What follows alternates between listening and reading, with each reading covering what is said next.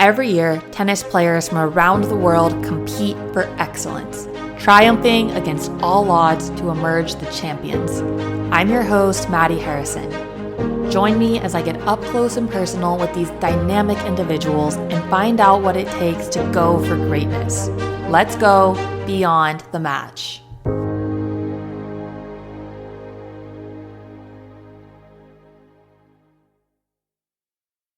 Hello, everyone, and welcome back to Beyond the Match. I'm your host, Madi Harrison. Today's episode is a really bittersweet episode because it is about the recent announcement of Rafael Nadal's retirement.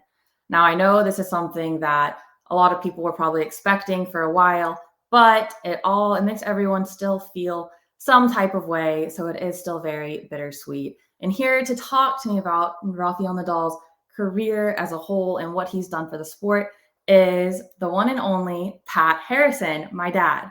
For those of you who don't know my dad, I'm going to give you guys a brief intro about him and what he has done in the sport of tennis. So without further ado, my dad played tennis at Oklahoma State University. He was the director of tennis at John Newcomb Tennis Ranch in New Braunfels, Texas. He worked with all the pros at IMG Academy for over 10 years. And then he was the co-director of tennis at IMG Academy as well. He's worked with numerous tour players, including Hina Inoue, Michael Venus, Heather Watson, Danielle Collins, Peter Polansky, Kevin Anderson, Paolo Lorenzi, Filip Krajinovic, Marcus Bagdatis, Madison Bringle, Yoshi Nikioka, and many others. He's coached multiple Grand Slam champions as well in there. And he now has his own tennis academy right here in Tennis Paradise, Bradenton, Florida. So, Dad, thank you so much for coming here today to talk to me about Rafa and his career. Thanks so much for having me. Couldn't be happier to be on my daughter's last broadcast of the season. Yeah. Last episode of season 1 as well. So it was a good topic for it. So yeah, of course, with you having coached on the tour for so long, I thought it only made sense to bring you on for this. So getting right into it, I don't think there's any stat that could effectively convey Rafael Nadal's career and what he's done for this sport as a whole and what he's accomplished. But I'm going to read off a few stats and try to break it down here. So he spent 209 weeks at world number 1. He won 22 Grand Slams. He won an Olympic gold medal. He won 92 ATP Tour titles. And he's also the youngest male player to ever complete a calendar Golden Slam, something that only 2 other male players have ever even completed. And Nadal achieved that at the age of 24. He also has 5 year-end number 1 finishes. Do you think I'm leaving anything out there? No, other than the fact that he, by around 30 matches or so, he has the longest winning streak in history on the clay courts at 81 matches. Wow. A 91% career winning percentage on clay throughout his career, which is head and shoulders above. Did you say 91? 91%. That's crazy.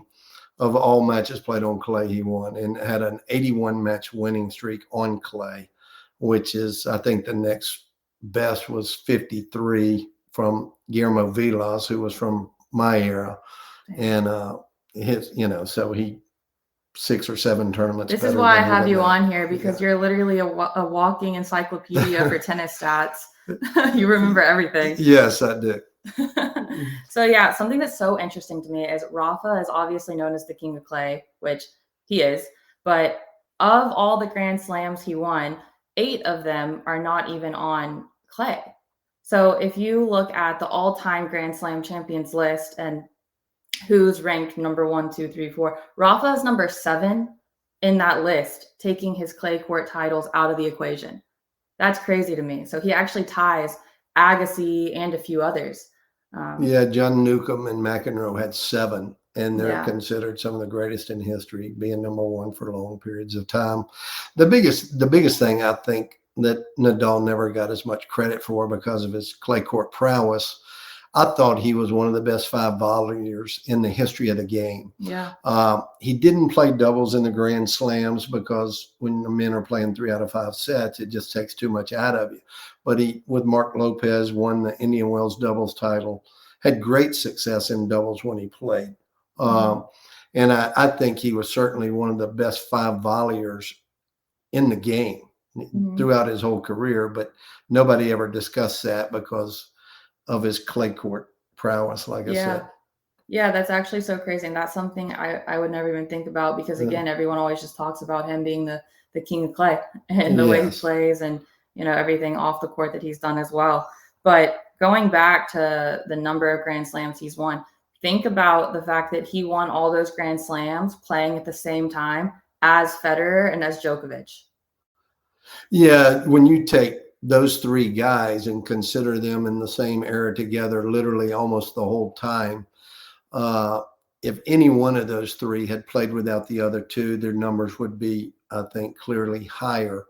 How many? It's phenomenal. I want to say Rafa actually has won all 4 Grand Slams at least twice. Yeah. And the only one to do that. For sure. Yeah. He's won all the Grand Slams at least twice, which is phenomenal. So his hard court record was way better than most people realize. Even though he won 14 Grand Slams, he had 8, like you said, on the other surfaces. Yeah. So whenever I think about like growing up and you talking about Rafa, I always remember you saying that Federer seemed scared to play Nadal. What was it that made you always say that? Well, body language is such an important thing in reading people. I've always taught players, like, you got to play every point of every game at high quality. And what made people fear Nadal was even when you were serving up 40 love, which is an almost gimme in men's tennis, when you played Nadal, you didn't feel like it was a certainty when you were serving at 40 love, even, because you knew he was going to play every point with value. And just no game, nothing was safe until you shook hands with him. And when he played Federer, I just felt like from the matchup with that heavy forehand going into Federer's backhand, and the fact that he could hit it short and wide, play it heavy deep, go line. He just didn't really have any weaknesses. He could volley. Like I said, I thought he was one of the best 5 in the game, which was never literally ever talked about. And I thought his backhand was very stable. And I just didn't feel like when he played Federer that Federer looked like he did against other players.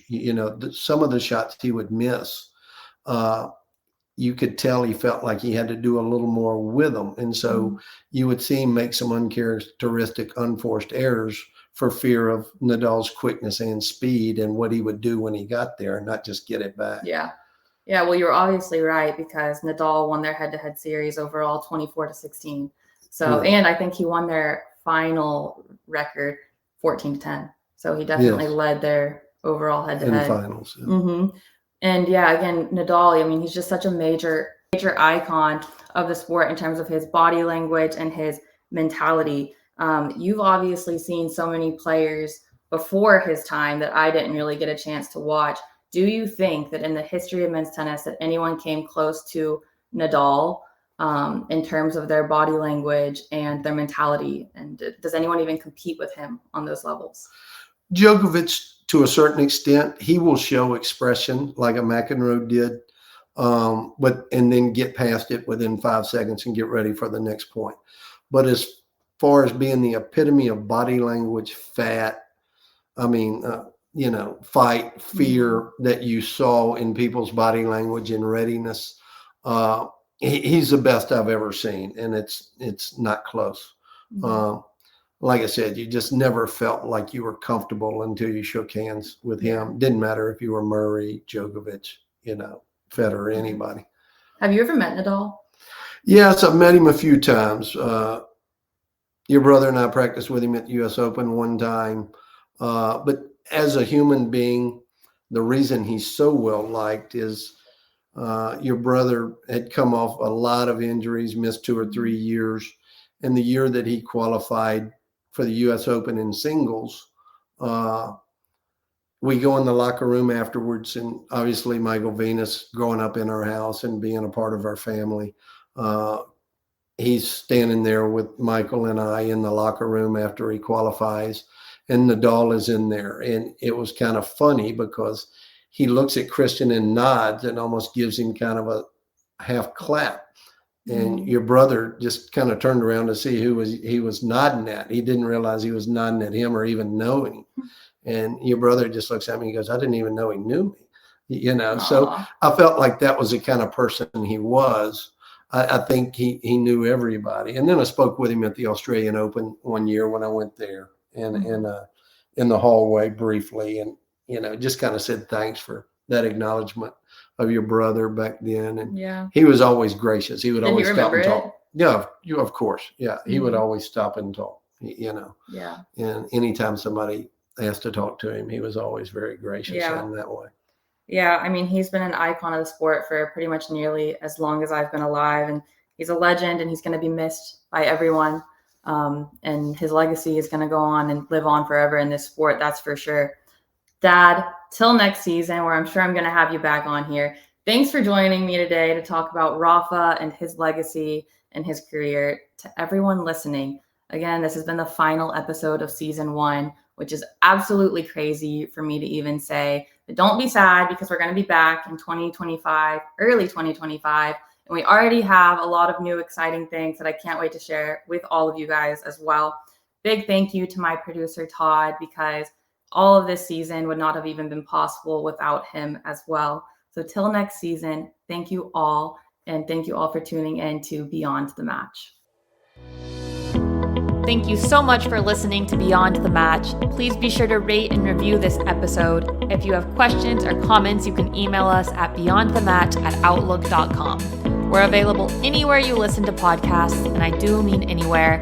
Please also be sure to follow us on Instagram at Beyond the Match Podcast, and look for exclusive content from our episodes only found on our YouTube pages. Until next time, thank you for listening, and I will see you on the courts. Metacortex Publishing hopes that you've enjoyed this presentation. Please take a moment to listen to some other podcast offerings from Metacortex Publishing. A quest is a search for something. And every week, the Quest podcast will show you how we know what we know through interviews with people that have incredible stories of dedication and perseverance. I'm your host, Todd Fisher. Join me in this thought-provoking and inspiring podcast of discovery. Find us anywhere you listen to podcasts.